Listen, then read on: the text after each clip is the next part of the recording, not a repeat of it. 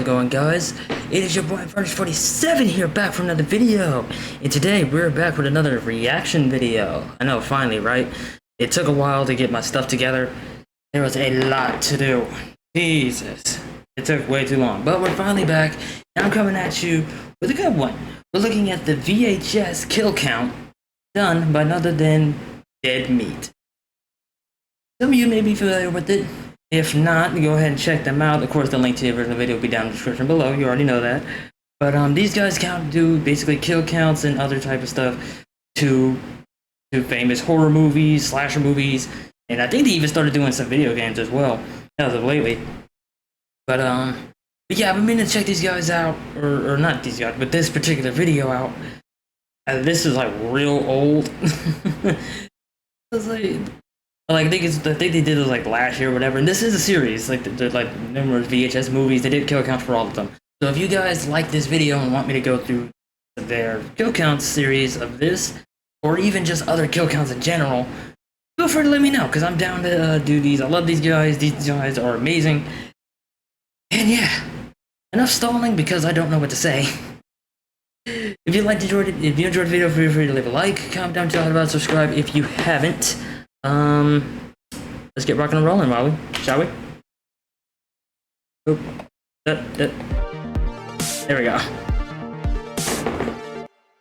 Welcome to the Kill Count, where we tally up the victims in all our favorite horror movies and show you how they were made. I'm James A. Janice. I'm Chelsea Rebecca. And I'm Zoran Dubek by noon on the third day, Gavoyich. And today, all three of us will be looking at the I remember some of VHS Zoran's kill counts too. I was watching them a little bit. Released in 2012. VHS is a movie in the anthology loosest film. sense of the word. No. This isn't gonna work all at once. So, how about I kick things off myself, and then I'll bring you guys back for the various segments. Okay. Sure. Yeah, I've got a Saw marathon to start, so. Oh, sounds fun. I'm gonna go see my kid. I want to watch Saw. Watch my kid. VHS is an anthology horror film, meaning it's comprised of various standalone segments. We've killed. Little side note here. I actually, oh shit, I'm pushing everything. Pushing my desk out the way. I hope my camera doesn't knock out. I've been having that problem lately. Side note. Saw is one of my favorite movies, but it's also one of my most feared movies, especially Saw 2. And that freaking needle pit. If you know me personally, you know that that's a problem for me. But, just feel like putting a little tidbit of information out there. Counted the format before with the Tales from the Hood trilogy. Here, the segments are connected through their found footage style, with each story represented by a videotape and shot with different kinds of cameras. Different filmmakers made each segment, and it's honestly a who's who of modern horror. It is impressive how many of these people went on to helm major franchises and make modern classics. VHS was developed by Brad Miska, founder of the horror website Bloody Disgusting. He approached the project as a trust Bloody Disgusting. allowing the filmmakers almost complete creative control over their segments. They were each given the same budget and the same set of rules. They had to justify why the characters were filming themselves, and they had to keep the effects as practical as possible. It was a successful formula, and was quickly followed by VHS 2 and VHS Viral. Like all anthology films, each VHS movie is a mixed bag, but almost all of them have good to great segments, and I'm glad the series returned a few years ago with the second trilogy, VHS 94, VHS 99, and VHS 85, each tied together by the year in which the segments take place. The series continues this year with another new direction, since VHS Beyond comes out this fall. While I enjoyed the franchise, especially that recent trilogy, this first one is definitely not for everyone. The filmmaking talent is unimpeachable, but it's just overwhelmingly rapey, to be honest. To be clear, I'm not accusing any of these filmmakers of condoning that behavior. These are clearly characters who are meant to be despised. It's definitely a movie from, you know, it's kind of about the male gaze. But the repeated sexual assaults and harassment feels extra gross and hard to watch because of the found footage aspect. It makes the segments feel like videos uploaded to the nastier parts of the. Makes it feel like we're watching a Rob Zombie movie. That's one thing that these guys did get me hipped on, is like movie directors and the direction that they go into stuff, and how I'm familiar with Rob Zombie. He does this too. He's a big one that does that. that. And yeah, the bad guys eventually get their comeuppance, but that doesn't make it easier to watch as they victimize young women. Aside from those Crazy. elements, which again are relentless, VHS is a great exercise in low-budget filmmaking. Its grimy amateur look pulls everything together cohesively and helps ground the film in reality. Don't be scared away if this first film is too brotastic. What the The fuck? franchise sheds that tone as it goes on and delivers some amazing creative shorts. But of course, it's all gotta start somewhere, and that somewhere is here. How many home video homicides will this collection contain? Let's find out and get to the kills. Let's get to the kills. The movie begins by pressing play. Damn, that's a nostalgic shade of blue. It's the color of VCRs and infomercial order screens. How many of y'all, how many of y'all out there know what a VCR is? How many of y'all know what a VHS is? I'm just curious to see where my audience range is here. And then just like put down in the comment section below if you've owned a VHS and whatever damn it, or if you had a VCR and which VHSs you've owned for it. There it is. I had the words. I just keep mixing them up. Some asshole is secretly recording a sex tape and gets in trouble when his date notices, since, you know, that's a fucking crime. The video's been mostly taped over with the antics of him and his shitty friends. They spend their time searching for asbestos and, oh great, sexually assaulting women in parking garages. They are just Crazy. the worst fucking dudes. They're like a non-lovable version of the Jackass crew, with creative pranks replaced by rage and shitty mustaches. This group makes money selling the footage to internet pervs, but leader Gary, he of the trash stash, is dreaming of bigger scores. He says an anonymous client has hired them to steal a videotape from a spooky old house. When they get inside, they find a room full of TVs being watched by the homeowner, who's become a couch potato corpse. Some of the Damn, guys Abe start Innocent. searching the house, including in the basement, where there might be someone running around. Maybe they're just looking for a bucket of paint, because let me tell you, there's a whole bunch of those down there. There are also a bunch of VHS Like I don't see enough of those. Know which one they're supposed to steal. I guess they should steal. Little more furnace lore. My job entails me to put up a lot of, to deal with a lot of paint, especially paint buckets. So, yeah, I recognize those and pretty much get my fill of those every day. Start watching them. In the Dead Guy TV room, Brad gets to work, hoping to find whatever it is they're looking for. Oh shit, that's the exact VCR I owned as a kid. Or one of them, anyway. Always had at least two to bootleg the horror movies I rented. Yeah, I know, young me was a pirate, but hey, I think I've more than made up for it by now. Brad boots up the movie's first... Y'all are hard. Shane and Patrick have set their friend Clint up with a new pair of specs. They're door glasses. These are video glasses, Fucking bitch. video glasses, dude. Fucking There's a camera in video that glasses. shit. There's a fucking mic in that Why shit. you say it so hard? These are video glasses, bitch. I was like, well, damn. These body boys are gearing up for a wild night out and plan to use the glasses to secretly record themselves hooking up with chicks, which, again, is a crime. I think this segment is great, but it is rough getting so frat core again right off the bat. What salvages it is the acting, since all three guys feel so real. Shane as the alpha ringleader, Patrick as the hyper-drunk jester, and Clint as the spineless friend who goes along with their plans. They get rowdy with the help of a bartender played by Nicholas Tukoski, who co-wrote this segment with director David Bruckner. Bruckner would go on to make The Ritual, The Night House, and the 2022 Hellraiser reboot. Shane gets his I think I remember seeing getting Hellraiser. sloshed, and Patrick practices Haven't seen those other two, though. carry relay. Clint catches the wide eyes of a mysterious lady named Lily. Sorry, what was that? Yeah! Wait, what? The group's antics What? eventually get them kicked out, so the boys drunk drive back to their motel with Lily and Lisa in tow. They head up to their room and start to get grabby with their dates. Lily doesn't like Clint's friends very much. What are you, like a fucking cat or something? My jumper said, did she just fucking hiss at you? Yo, what do you do when you bring your girl home? She just start hissing and growling at you. Yo. I'm like, what the fuck? She only has those big ol' eyes for one guy.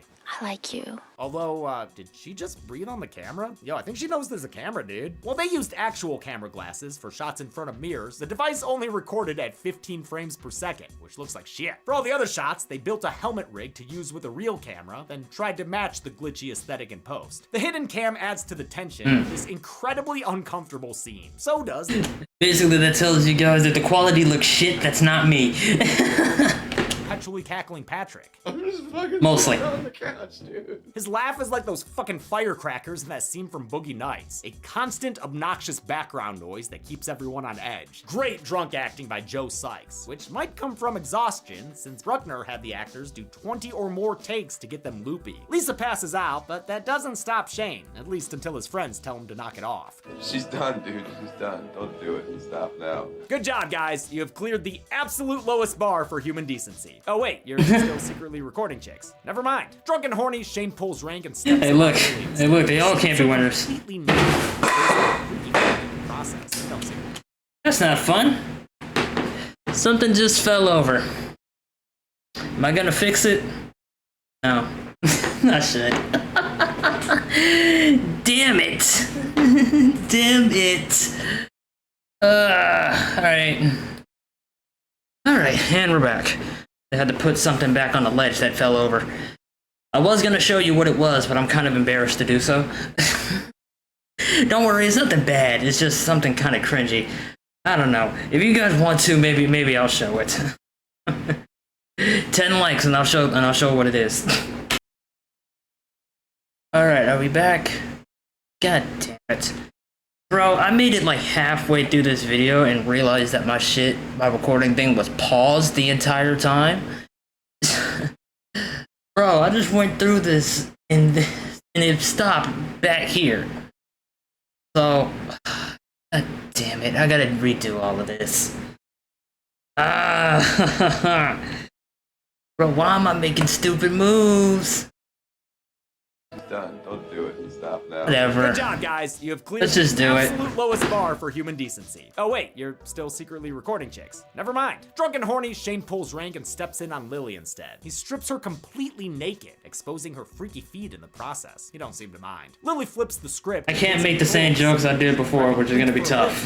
Invitation to join. Patrick wants to get involved too, but Lily says no. While cowardice Clint runs to the bathroom, Patty Boy strips down and tries to join anyway. He's That's quickly still taught crazy. that no means no. She really just fucking bit me. Jesus Christ. Yeah, dude. Bit the that's fuck only outta beginning him. for your stupid naked ass. He watches Lily's back gets gross and she lays into Shane. Not in the way he wants either. She straddles him while she tears him apart. Then she sticks her foot in his mouth. Careful, Lily. Some dudes are into that. Finally, Little she bit. yanks him off the bed to finish with an Oscar collar. A little bit. He's dead. Yeah, good riddance. Clint hides with Patrick, who arms himself with a shower rod. When they emerge, Lily's really feeling herself with a disturbing dance number. Pat interrupts it, earning his own gory Flory makeout sesh, complete with a not-so-happy ending. Wow, took the junk right off that bastard. Clint escapes the room and Oh, makes a God. run for it, but takes a Sorry tumble for that. downstairs. It breaks his wrist right through the skin and leaves him waylaid Lily, who's creeping on a come-up, Bone Thug style. All of that wrist Gives meat. him a glimpse of her true form. Looking like a knobby with an open head wound. English actress Hannah Fierman's unsettling performance absolutely makes Look, this it's- scene. She'd I reprised didn't say this in the first time, but like that line that goes through. But since you can see that there the whole time, you can tell from the start that something was up. Lily and Siren, a feature-length adaptation of Amateur Night. Now I Lily tries to show gotta keep just looking how over here much and make sure my shit is still checks recording. her glasses, causing her to crawl away and cry in the corner. He I would've flees been into the pissed party if I lot, finished this shooting whole out video. before Good thing I he only gets made it out. He slipped halfway, off the didn't ground realize and my shit was sails into the paused. Sky, thanks to a fully transformed Lily. Look at her go! To achieve this shot, the camera was placed inside a plastic case. Gonna turn it to with Natara. helium balloons. Here's 1, 2, 3, Lily's flying and So if that thing Clint's goes up and up, how did they get that back? I think I said that in the first time. I'm gonna repeat it again because that's a genuine question. How did y'all get that back? Because I know nowadays you would just record it with like drones or whatever. Like now it's like back then you did with both. How do you get that back? If it like, how do you make sure it doesn't go too high? Especially since you're doing it outside. were separate elements filmed against a green screen and added to the footage. I'll go ahead and count Clint as dead, even though we don't see it, since his glasses fall off his face and end the segment on the street below. And he was probably taken back to the nest. In the framing narrative, Brad has mysteriously disappeared, and since we never see him again, I'll add him to the count right now as well. His buddy Rox watches the camera, and instead of looking for him, takes over tape watching duties. He doesn't notice that the dead guy behind him has joined in to watch the show too. Hey, Molly. The dead guy joined in. Oh, So. well, that sounds like a great time to clock out and let you take over for the next segment. Rox pops in the next tape, beginning the segment Second Honeymoon. It's a tape made by newlyweds Sam and Stephanie. Hi. This is, Chelsea. I'm Chelsea. Please watch the podcast. They're taking a romantic Route 66 road trip, which James and I did the same year this movie came out when he moved to LA. In fact, I am That haircut though is crazy. as Oatman, Arizona, a one-road mountain town with fewer than 100 people and donkeys that freely roam the street. Just like Stephanie, I too enjoyed petting the donkeys. They head east to Williams, Arizona. You imagine just going to a place and the fucking donkey is just chilling there? Like, it's just chilling, just walking through the street. Or how about any animal, right? Any animal that's not just like a domesticated dog or cat. You just walk through the street and you just see that motherfucker just there. Like, he's just chilling. like fucking, I don't know, like a zebra or some shit. Where they meet a fortune-telling Jigglebilly. A printout gives Stephanie a glimpse of her future. A happy reunion with a loved one will make life all that you wanted or dreamed it to be. Also, 100%. Sam, take my advice. This is your chance to gamble, and you need to gamble hard. Go play some craps tomorrow. Find a $25 minimum bet table. At exactly 11:07 p.m., you're gonna want to place a 2 or 12 bet. Bet at least $100. At least $100, and then get the fuck At out. least 100. Also, in 2017, the Patriots are going to be down 28-9 at the Super Bowl. Stephanie is played by Sophia Tuchel, a writer-director who's done some well-received horror films and also the 2019 Black Christmas. Sam remembers what Never seen that. and insists that Stephanie needs to let him film her boobs. Take your sweatshirt off. I have a really good idea. And Sam does. I said this the first time, I'm gonna say it again. Nothing good comes out of a dude saying I have a really cool idea. Dude, bro, if you chilling with somebody, and like, I'm not trying to flex the shirt, guys, I promise. I'm not trying to flex, you know, not trying to flex. but for real, you're chilling with your boys or something, and one of them just out of nowhere just says, "Yo, guys, I got a really cool idea. Bro, I got this dope idea. Bro, what if we just did?" If he starts a sentence with anything like that along those lines, shut it down immediately. Matter of fact, tell him to leave. Tell him to leave. It's his house. I don't care. He needs to leave. Bro, nothing good ever comes out of a bro. I got it. I got this good. Bro, I got such a good. Nothing good ever comes out of that. I'm sorry. Nothing good can ever come out of that after those words. Doesn't stop after a single suggestion. He just absolutely has to see her thingies on tape. Like, I got to. I said I didn't want you to record something like this. Dude, at some point, you gotta realize your choice is either getting your penis touched or not, so just put down the damn camera. It makes him pretty easy. See, that's the other thing. That's like, my boy, you trying to score or not? What's more important here? You want to set your priorities straight. I'm just saying. Although I do sympathize with how much he wants to stop at a casino. I just really badly want to play craps. I love craps too. You know Bro, what I they just say, gotta gamble. fun. Yeah, exactly. His titty tantrum is interrupted by a knock, so Sam checks who their visitor could be. He says the girl claimed to be a hitchhiker looking for a ride. Well, it couldn't be Lily then. She handles transportation herself. It's a little creepy, but he Turns into a whole ass gargoyle. I'm like afraid she was gonna hurt me, but she was just like weird. Also, she asked if Tamara was home. He wants to ignore it and hope she's gone the next day, so the two of them go to bed. That night, the footage picks back up on Sam while he's asleep, but it's not Stephanie behind the camera, as revealed when it pans over to her sleeping as well. I truly love this moment. It's an incredibly simple but clever scare that uses the found footage format to great advantage. That'd be great. Definitely. Uses blood spill by caressing Stephanie with a switchblade. Oh, joy. Cute underwear. The intruder doesn't realize it, but if they pull the blankets down on Sam too, he's got a matching pair. Then they do some pants pilfering and steal some money from Sam before ending the night by dipping Sam's toothbrush in the toilet bowl. Someone breaking in to do slightly malevolent but not deadly pranks is genuinely scary to me. I can't. Now that makes sense, because imagine. That makes sense, because imagine nigga breaks in, goes up to your TV remote and takes a single battery. Just one. just one singular battery. Or goes up to your pair of J's and just, takes the shoelace out of one of them. Just simple shit. Yo, that's what we need to start doing. Screw all these pranks nowadays where it's like busting up in people's houses while they're up and about, right? Of course. I mean, of course that's what you're gonna be doing regardless. But I mean, like, if you have roommates, right? So let's say you already live in the house and you just, you know, while they're asleep, you just go up to the TV remote, battery, to their shoes, undo all the laces, you know? Simple shit. Take something out of the fridge. That'll really piss them off. But one of my favorite pranks that I would love to do with somebody is a loudspeaker prank, you know? While in the middle of their sleeping, just, especially if they're the type to, like, if they're not a heavy sleeper, I mean, they won't, like, just sleep through a goddamn earthquake. Just take the speaker, put it right up against their ear, like, and then, you know, just casually, just, you know, just put on, like, fucking, I don't know, Metallica or something, just something heavy metal ass shit. Should I start pranking my friends, guys? I was like, I'm thinking about starting a prank channel. What do y'all think about that, huh?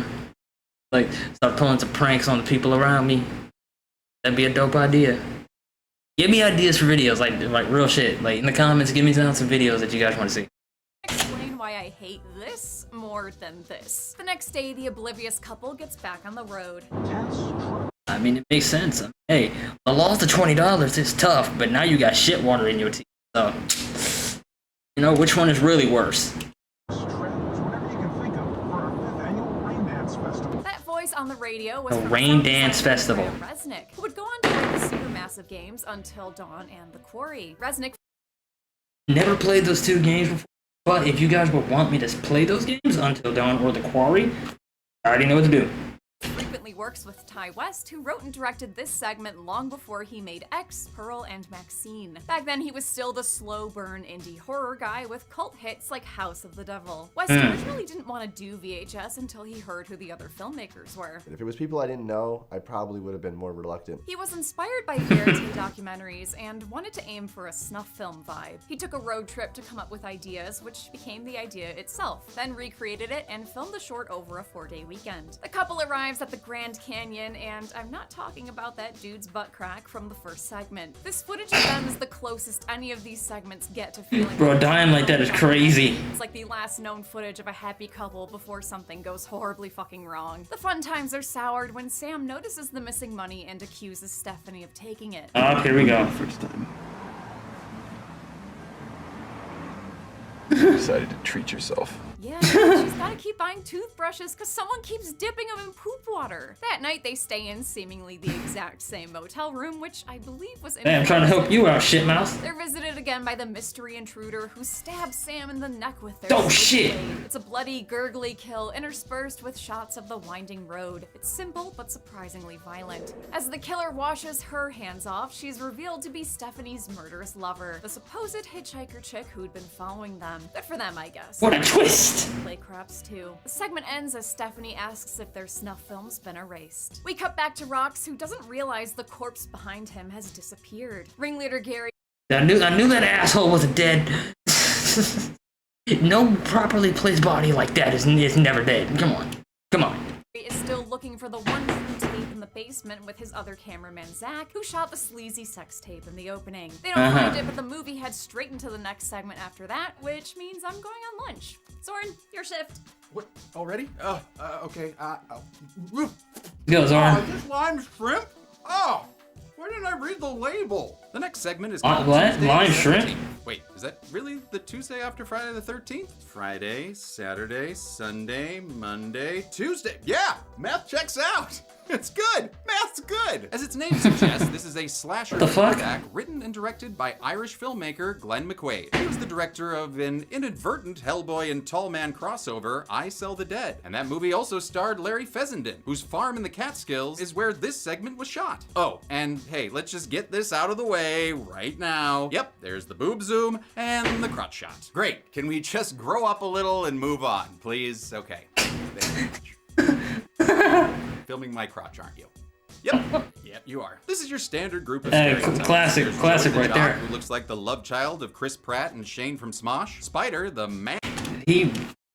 Damn, that was uncanny. Hold on. Hold on. Yep, you are. Classy. That's not what I'm trying to do. There's Joey the jock, who looks like the love child of Chris Pratt and Shane from Smosh. A little bit, wouldn't you say? Wouldn't you say indeed? Ah, crap, phone call. Alright. We paused it, unpaused, I'm still recording. Cool, I'm afraid of that now. I really am. Okay. Spider, the man nerd without any power or responsibility, and Samantha the hot chick, who's implied to be, well, the Samantha of the group. You seriously want to fuck anything that has two legs with a third tripod in between? Third tripod? Third tripod. This would look something like this! Woo! These cabinet-looking second stringers have been brought together by the Danielle Harris-looking Wendy under dubious circumstances. You told me, Wendy, my sweet, that this was just gonna be you and me. And now you've told her that it's gonna be an all-girls trip. Wendy's actually been to this forest before and mentions that a friend of hers died here recently. And as Excuse you? confirmed, the camera glitches out to show her body, surprising the viewer and the corpse itself. Say what? Oh shit, I'm The same thing dead. happens later by the river, revealing a floating Jason 7 back corpse, played by writer-director McQuaid. Jason 7 is I don't crazy. know, but it's got more naked Quaid butt than season 4 of The Boys. The teens smoke some weed, like you do, and Wendy waits till they're good and high to tell them that a non-dude bro party Hey, I don't partake myself, but I'm not gonna be mad when it happens. massacre took place here. She should know, of course, because she was the sole survivor, and it's left her kind of weird. You're all gonna fucking die up here. What? Oh, shit. What? His response is hilarious. What? What? Anyway, what I was about to say was, he definitely killed him. Soul survivor. The way you just casually talk about her friends that died up here, and the fact that you just casually just walk away, talk about some, yeah, you're all gonna die up here. Huh? You're way too calm. Honestly, I love that line delivery so much. What? When they press her, Yeah, see, she what? laughs it off as a joke, then acts like she pulled a temp fate card in Camp Grizzly and presses Joey to go skinny dipping in the, I guess that's, a lake? Cool. Yeah, lake. Sure, we'll go with that. Samantha leaves to take a leak in the forest. Certainly some type of Itsy water. Bitsy Spider tries to film her water spout. And instead of telling him to fuck off, she rewards his voyeuristic videotaping by, I don't know, reenacting Bring It On or something? Prepare for awesome. And she does not disappoint as a figure throws a knife through the back of her Oh, head, shit. turning her eyeball into that purple Ghostbusters toy I had as a kid. Ah, who am I kidding? I still have it! I keep it unopened because then it's valuable and not fun. Having failed to save the cheerleader and thus the world, Spider tries to be a hero by filming the killer, who shows up on video in a staticky form like the hackers in Unfriended Dark Web. The killer is referred to as the Glitch. I have seen that. It's like an old cell phone next to a computer speaker. The glitch goes God after our damn. eight-legged geek who trips and falls, which results in him getting stabbed repeatedly Oh, in the forehead by a shit. bunch of artifacting and ultimately pulled off screen. Troma fans might recognize actor Jason Yashanin from Poultrygeist. I, however, do not, because I swore off Troma forever after watching their movie Butt Crack, the tale of a butt crack that melts people's faces. And you know what I melted? The DVD of that movie! Fuck you! The camera is later picked up by Wendy, who seems unfazed. I by mean, the death of her I friends. would. She catches up to Joey next to the, sorry, lake? We're still calling this retention pond a lake. Honestly, we should just drain that sucker for soccer practice. Anyway, she tries to get Joey to keep his clothes off. I think we should get back into the lake, fuck each other's brains out, and we could even film it for posterity. Excuse the fuck out of me. Huh?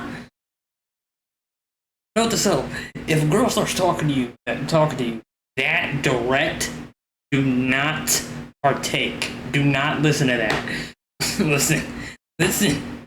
Women are complicated creatures, but once they start being that straightforward and that crystal clear, oh, there's something. They got something planned.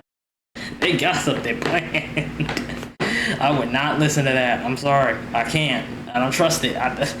Me personally, I don't trust it. Wow, this one really really flipped the script. Nice. Wendy says the massacre she survived was done by an unknown evil entity. She admits she brought the group out there as bait, which works since the glitch approaches Joey from behind The and glitch. slits his Joey's apple. McQuaid took inspiration from 80s slashers like Friday the 13th, obviously, as well as The Burning. Oh, Jesus, is that George Costanza with hair? Horrifying. McQuaid wanted it to be ambiguous when it came to what the characters saw looking at the killer. While he's glitchy on their cameras, on set the killer looked most like the one from Torso, with additional inspiration from Blood and Black Lace. Having lost her boy, Wendy flies off into the woods. She tries to make the glitch dead in the daylight with a ground mouth and an Evan McMillan special. Neither works for very long, and she still can't get this guy on tape. You know, whatever he looks like. Why can't I film you? Oh, because he didn't sign the release form. She gets too close and is glitch That's slapped for her crazy. troubles, causing her to flee farther into the forest. After Wendy falls due to gravity, she spots a still living Joey just bumping into objects like a broy Roomba. Roomba? Roomba? Oh, Roomba. That's the actual name of the product. Well, anyway, add him to the count on my mark. Hold. Now! Oh, looks like Joey's been canceled again. Send back LeBlanc my condolences. The glitch catches up to Wendy, who gives him a Julie Jamesian taunt. What are you waiting for? Apparently a leftover predator spring trap that drives a metal rod into his head. Wendy then gets up close to gloat. You are one staticky motherfucker. But the glitch pulls a disappearing act when she's not looking. It then comes back for one last scare and beats Wendy down with the camera. Extreme close-up! Whoa! He then biggie sizes Wendy's death by carving open her stomach with a knife. And damn. wow, okay, just really getting in there too. Just Getting up in there. gross. Sorry, Wendy. You know what they say? Life's a glitch, and then you die. Back in the house, dead Dr. Phil is back for the Crazy. commercial, and oh wait, where'd Rox go? Oh come on, is that a kill graphic? Another off-screen death for these douche nozzles? Who earns? Gary and Zach return from the basement with a bag full of fresh tapes. Oh bro, did you get Time Cop? Tell me you got Time Cop! Ugh, it! Gary goes to look for his friends, leaving this Zach McCracken Stop to it. spend his Stop. time. Stop leaving. Just stop leaving. Clearly they just disappeared. They got taken to the Shadow Realm, okay? They got sacrificed to the graveyard. Look, it's over. Around another tape. But looks like I'm on baby duty, so I'm gonna toss this back to my buddy boss James. Zoran, that's a dog poop bag. I wrote baby on it. God damn it. For sure. I'm a good dad. The movie's fourth segment is called For sure. The Sick Thing That Happened to Emily When She Was Younger. Oh, dear God. Panic at the Disco? It was directed by Dear God. Joe Swamberg. That's a bit on the nose, don't you think? Second Honeymoon, where he played Sam, as well as You're Next, where he was douchey older brother Drake. This segment takes the form of a video call, back when they were glitchy and lo-fi. And with a setup like this, you know we're gonna have— yep, there they are! Low bitrate biddies. Oh, those are egregious boobs, too. All up in that camera. Emily is chatting with James, her long-distance boyfriend who's a medical student. They're childhood sweethearts and grew up together until James's father moved his family away for military stuff. Strange things started happening to Emily then, and now they seem to be happening again. She's got bumps on her arm. It's like this, like a lump under my skin or something. And bumps in the night. This is where I heard the footsteps. Emily might be dealing with a full-on haunting. There are weird little kids slamming her door at night. What the fuck? And her in her living room. Y'all see that too, right? Oh, hell no. Motherfucker, y'all saw that too, right? I love how classically scary this segment is, especially when it uses camera. Did he footage. hiss? I always find those effective. What up, Lil Ghost Boy? Despite seeing all these things on their cars, Bro. James remains a skeptic. I mean, I think I saw something, but it could have been anything, Emily. Motherfucker. My boy. I know you saw that shit. Don't piss me off. I think I saw something, but it could have been anything, really. Nigga, you know what that was. My boy, you know exactly what that was. That was a small ghost child. Like, maybe it was like a breeze or something like that. Emily, mean. A breeze that was about 4'9" and then moved and yeah, a breeze that was 4'9" and wearing a dinosaur onesie. Yeah, okay. Continues to be bothered by that lump in her eye. Oh, sick! Whoa, what are you doing, dude? Oh! Thought it might be a spider bite. So you did that? What the hell? Get up in You're there. acting really crazy, all right? Normally when dude... You don't sound concerned. You don't sound that concerned about it. You're acting really crazy, okay? You don't sound all that concerned about it. I'm gonna be real with you. You don't sound like you really give a fuck. Characters say that to women in horror movies, they're dismissing or gaslighting them. But I mean, yeah, dude, that shit's crazy. She needs to stop. Segment writer Simon Barrett was inspired by a long-distance relationship he had just gotten out of. This was the last segment written, and was meant to feel more grounded than the other, more chaotic entries. Also unique to this segment was the lack of improv. The actors mostly followed the script, a huge departure from Swanberg's usual mumblecore directing style. They originally planned to use cameras on a 2x4 rig until they realized screen capture software had gotten good enough to record an actual Skype call. It wound up being a camera-free production, using flashlights for lighting. One night, Emily takes James on a webcam tour as she investigates a noise in her living room. She closes her eyes so she won't get scared. What the fuck? Wow, he's got sinister in a hurry. Emily collapses, steps off his camera, and right into her apartment? What? Turns out that relationship wasn't so long distance after all. Also, turns out these ghost kids ain't ghosts. They're aliens, and they're using Emily as an alien baby incubator? What? And James is helping, for whatever reason. Maybe he can help her get a higher quality webcam too. What is this resolution? Like 12? He harvests an alien offspring from her body, then prepares to break her arm and cover the whole thing up as a schizophrenic episode. I mean, it explains a lot, you know, why. God damn! Damn, bro, she got fucked up! Broken arm, black eye, fucking harvest, quote-unquote, kidney. What the fuck? Ghosts, why I don't remember running out to the middle of the street that night. I'm just crazy. Oh shit, forget what I said earlier. This is some galactic level gaslighting. Like the actual original textbook definition of gaslighting. It keeps the poor girl trapped in a relationship. 100%. You deserve to be with someone normal. I don't know what I did to deserve someone. You're so good to me. I like how scary and weird this segment is, but the best part of it is Helen Rogers' performance. It might be the best acting in the whole damn movie. She's so good at portraying Emily as self-conscious and sympathetic. The segment ends with the reveal that Emily is just one of several girls in James's fertility phone book. And of course, we're gonna see her boobs too. Oh, VHS. Why not? As it ever was. Good. Why the fuck not? To find Zach and the dead guy missing. He follows footsteps deeper into the house and discovers Zach's decapitated body and Holy Zach's shit. decapitated head. He also finds the old guy who's returned as the living dead. He scaries Gary down a flight of stairs before pouncing on him for an off-screen kill. This framing narrative is called Tape 56 and was written by Simon Barrett and directed by Adam Wingard. The duo shot this wraparound before the other segments were even contextualized. It was building the movie as we were going along, as opposed to we knew exactly what we were doing right away. It's the only segment shot on actual VHS, and only part of it was, since halfway through filming their camcorder broke. They had to finish shooting it with mini. Why do you do that? iPhone 3. Right after making Tape 56. What the fuck? Bro, I have smart bulbs, right? Every reason we get into like the smart home, smart bulbs stuff, whatever, and randomly they just keep turning on. I don't know why. They just keep doing that. Oh, fuck. Then I gotta come over here and fix it. Turn that off. I don't need extra lighting right now. Barrett and Wingard began production on You're Next. I freaking love that movie, which makes this wraparound segment all the more disappointing. It has some decent scares, but the criminal sleaze is hard to stomach. As mentioned, Barrett also wrote The Sick Thing That Happened to Emily, and played the guy whose girlfriend was assaulted in the parking garage, I think. DP Andrew He just let that happen. shot Tape 56 and You're Next, played a random fifth thug helping film the attack. Although I think they might have just accidentally captured him on camera and gave him a credit. Adam Wingard played the first victim, Brad, while the other two hoodlums, Gary and Zach, were played by Kelvin Lee Reeder and Lane Hughes. Both of them also made small appearances in You're Next. That's all good and interesting, but the important thing is, we're done with those assholes. So let's cue up the final segment, which Chelsea specifically requested to cover.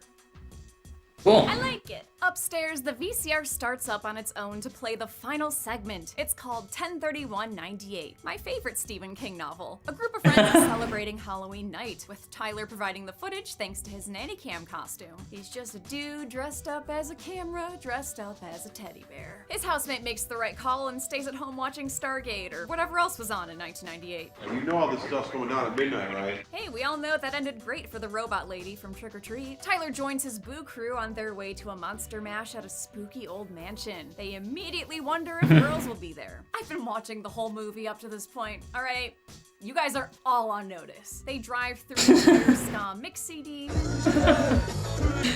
This whole movie can literally just be described as "where the hoes at." Like that's what I'm getting out of this. But when they get to the house, they find it empty. Instead of assuming they got the wrong house or the party's been canceled, they come to the most logical conclusion that this is actually all an elaborate haunted house that's been set up just for them. Okay. All right, maybe not the scariest thing I've ever seen. As they continue the scare. How many of them are high? How many of them are high? Because you gotta be high in order to not freak out about this. Or maybe not, I don't know. Like I said, I don't partake, so I don't know exactly what happens. But I would imagine... I'm kidding, I'm not even gonna do y'all like that. A little more impressive, like when Tyler sees a creepy girl on the stairs. Oh, sick, there are girls here. This house in real life is the story house in Altadena, California. It's been used at a bunch of stuff, such as Amityville Horror, The Evil Escapes, Attack of the Killer Donuts, and the music video for Sale by AWOL Nation. Just like with Amateur Night, this segment features dudes on a night out with a hidden camera. But I'm happy to report that we finally have a segment where the dudes behind the camera aren't trying to get a girl to take her clothes off. I am waiting for a contradictory clip to play. Oh, we're good.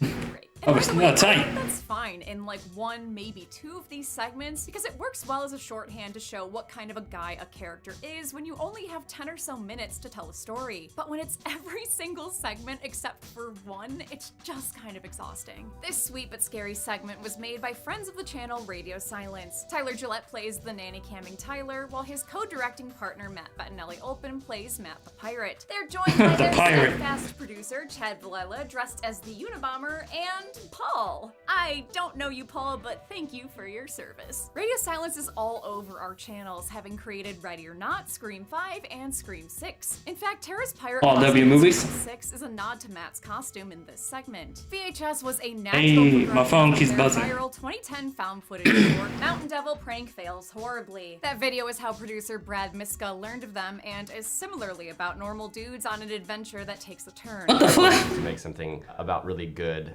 Oh boy, were those face huggers?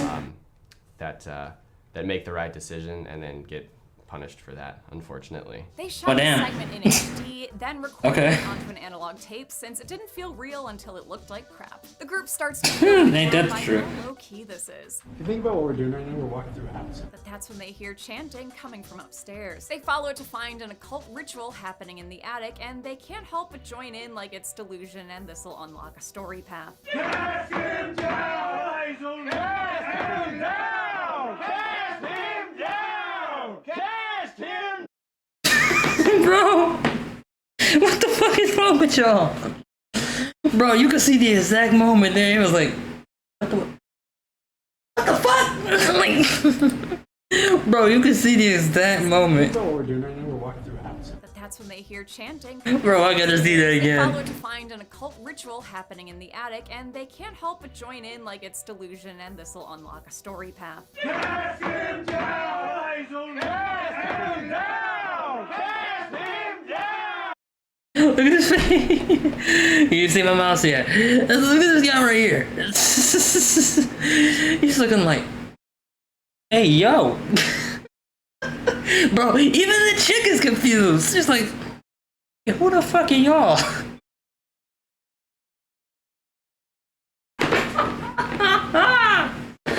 Bro, what the hell are y'all doing? Cast him down! The fun and games end when the tied-up woman starts getting slapped around for real. The boys immediately step in to save her, but are stopped when two cultists get pulled into the rafters by an unseen force. Oh god. The crew bids them to retreat downstairs and almost escapes the haunted house. But Tyler slams the brakes and says they need to help the lady. Because they're rude boys and not rude boys, they pick it up, and turn around to rescue her. They get into the attic where Chad takes down the cult leader while Tyler gets tackled. He's saved when his attacker is beset by Halloween heartburn before being pulled into the ceiling. They manage to free the screaming lady and carry her downstairs where this haunted house is. Y'all just freed a witch. Y'all just freed a witch. I'm calling it. Y'all just freed someone that should not be here. Is hitting critical levels of spooky. Wait, are they in the Blumhouse? They avoid all the vase hurling and poltergeist chairs, but find their exit blocked by a magic door that looks like a face and ghostly grabby hands. They reroute themselves through the basement and escape through Oh, the imagine. door. I like how in the movie's other segments, there are glitches in the tapes that cut to a naked chick or someone who's been murdered, but this one just cuts to the guys grilling hot dogs in the park. They're nice boys. Tyler and Matt carry the girl to the car so they can drive her to a nearby hospital using an unwieldy paper map to navigate. R.I.P. guys, Dear God. you just barely missed MapQuest. Before they can reach the hospital, their car stalls out and the woman vanishes with a scream. Where'd you go? Oh, there she is. Hello. An approaching horn makes them realize they're parked on railroad tracks in a car they can't escape. Get out, get out, get out. Oh, God. The movie ends with these good Samaritans getting smashed into a staticky title card. And yes, we'll count them as dead here since this is the canonical ending. But just for fun, Radio Silence filmed a much happier alternate ending. Wow, crazy night. You know what? I know where. I was looking at the map. I know where we are. I can get us home. Don't worry. There's a bus stop right up here. Up there on the left? Yeah, up there on the left. Sorry, guys. Hey, that was a hell of a Halloween, though. How many people were ejected Hell of a from Halloween. this analog anthology? Let's find out and get to the Hey, numbers. why does this one say Writer Tim on it? I don't know. I didn't put that there, did you? No, I did not put a creepy tape that says Writer Tim on it. Let's just make sure we don't play it. And she's playing it. Tim.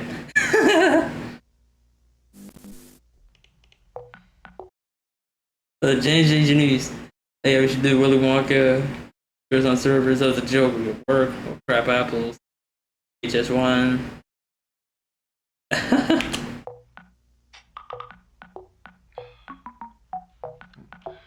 Might as well check out this script. The movie begins with some text-to-speech. Writer Tim is too lazy to read, so he has his computer do it for him. Today, am I right? The hell? His work ethic is reflected by the state of his bedroom. Tim glances around his filthy room. Damn. His sanitation frustration is cut short when he hears a bump in the night. Okay, that is enough of the creepy demon script. Huh? What the fuck? You can beat the folder that his mouse is on?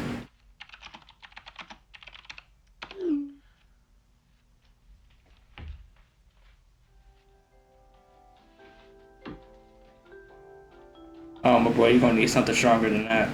Writer Tim leaves the room to check on the noise, only to get jump scared by a cat. Oh, a cat. He fails to notice the killer creeping up behind him until a rip-roaring chainsaw gets his attention. Writer Rip-roaring. tries to run, but he trips on a whole lot of nothing. Damn. He looks for What the fuck did I trip on? Creepy baby, help me! But it just kind of fucks off.